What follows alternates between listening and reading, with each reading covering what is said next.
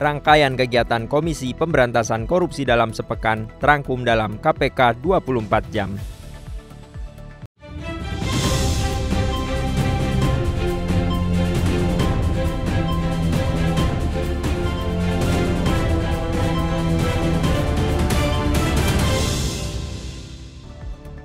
KPK menegaskan komitmennya menanamkan budaya integritas di kalangan mahasiswa melalui kuliah umum bertajuk Mahasiswa Berdampak, Menjaga Integritas, Meningkatkan Prestasi yang diikuti lebih dari 10.000 mahasiswa baru Universitas Hasanuddin, Makassar. Rektor Unhas Jamaluddin Jompa menyambut baik pendampingan KPK dalam memperkuat tata kelola kampus dan membangun budaya akademik yang bersih. Ia berharap mahasiswa baru Unhas dapat berprestasi sekaligus menjunjung tinggi kejujuran dan tanggung jawab sosial.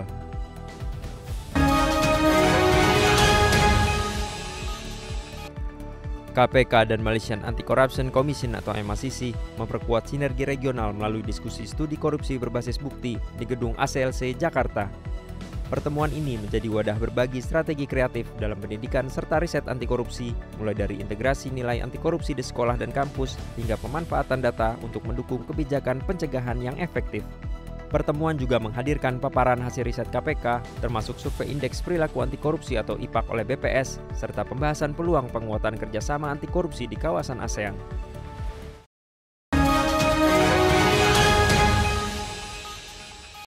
KPK menegaskan pentingnya pendidikan sebagai benteng integritas bangsa dalam diskusi bersama LLDikti Wilayah 5 Yogyakarta dan Universitas Gadjah Mada.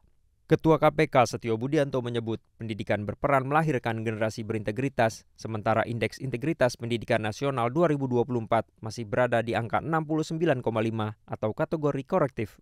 KPK mendorong integrasi kurikulum anti korupsi di seluruh jenjang pendidikan. Yogyakarta dinilai berpotensi menjadi pusat pendidikan anti korupsi sejalan dengan predikat WBK yang telah diraih LLDikti Wilayah 5.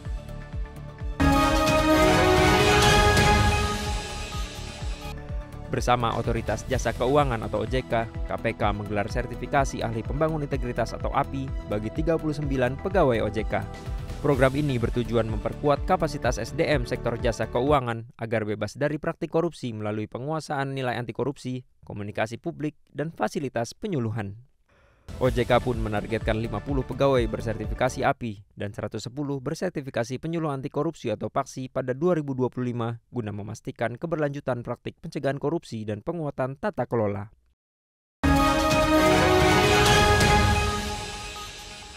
Dalam pengembangan perkara dugaan tindak pidana korupsi terkait pembangunan dan pemeliharaan jalur kereta api di BTP DJKA Jawa bagian tengah, KPK menetapkan dan menahan tersangka RS. RS merupakan aparatur sipil negara atau ASN pada Kemenhub yang sekaligus menjabat sebagai Ketua Kelompok Kerja atau Pokja, pemilihan penyedia barang atau jasa paket pekerjaan pembangunan jalur ganda kereta api antara Solo Balapan dan paket lainnya di lingkungan BTP Kelas 1 Semarang. KPK selanjutnya melakukan penahanan terhadap tersangka di Rutan Cabang Gedung Merah Putih KPK Jakarta.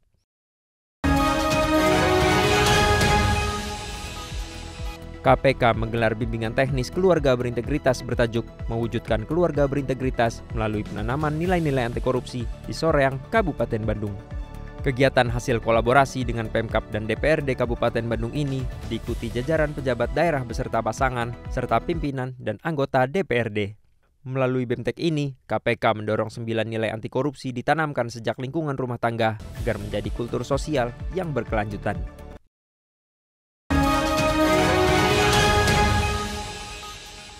KPK mengajak 1.700 mahasiswa baru program vokasi Universitas Indonesia menjadi pelopor pencegahan gratifikasi di kampus.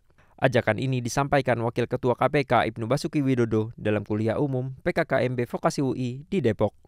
Ibnu menegaskan gratifikasi bukan hanya uang, tetapi juga barang, fasilitas, atau keuntungan yang dapat mempengaruhi keputusan.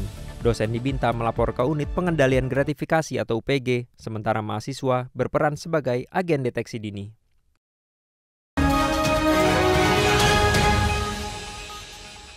KPK menegaskan komitmen pencegahan korupsi di Sulawesi Utara melalui perbaikan layanan publik, pembenahan aset, dan optimalisasi PAD. Wakil Ketua KPK, Johanis Tanak menyoroti masih rendahnya skor pengendalian korupsi di Sulawesi Utara serta pentingnya integritas dan sinergi antar perangkat daerah. Gubernur Sulawesi Utara Yulio Selvanus dan Wali Kota Manado Andre Angau menyatakan dukungan penuh termasuk percepatan reformasi birokrasi dan layanan berbasis elektronik. Kolaborasi ini diharapkan memperkuat tata kelola bersih menuju Indonesia Emas 2045.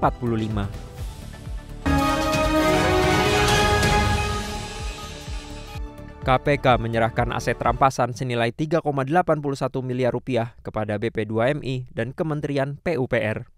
BP2MI menerima tanah dan bangunan 3,36 miliar rupiah untuk pembangunan learning center, sementara PUPR mendapat tanah 454 juta rupiah untuk proyek tol Ciawi Sukabumi. KPK berharap langkah ini menjadi awal pengelolaan aset negara yang lebih tertib, efisien, dan transparan sehingga setiap hasil tindak pidana korupsi benar-benar bermanfaat bagi pelayanan publik dan pembangunan nasional.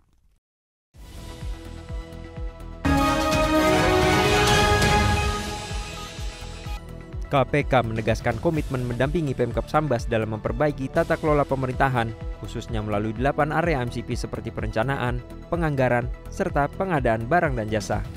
Pendampingan diarahkan agar skor SPI Sambas naik dari 75,10 menjadi minimal 78. Bupati Sambas Satono menyambut baik rekomendasi KPK, termasuk pembatasan pokir, konsolidasi PBJ, serta perbaikan pengelolaan ASN dan hibah agar lebih transparan.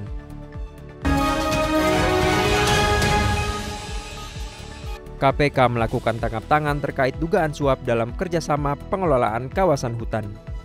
Dalam kegiatan ini, KPK mengamankan 9 orang serta barang bukti berupa 2 unit kendaraan roda 4 dan uang tunai senilai $189.000 Singapura dan 8,5 juta rupiah.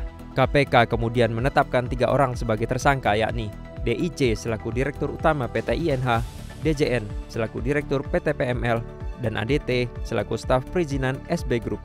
Para tersangka selanjutnya dilakukan penahanan di rutan cabang KPK.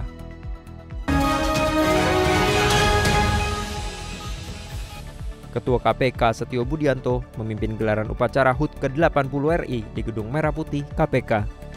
Dengan tema Bersatu, Berdaulat, Rakyat Sejahtera, Indonesia Maju. Setio mengajak seluruh insan KPK menanamkan integritas dan profesionalisme, bersatu dalam integritas, aktif mencegah korupsi, serta berinovasi dalam strategi pemberantasan korupsi.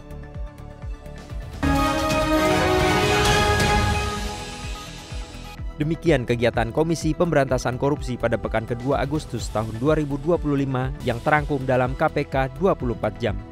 Dapatkan informasi selengkapnya melalui website kpk.go.id. Salam anti korupsi.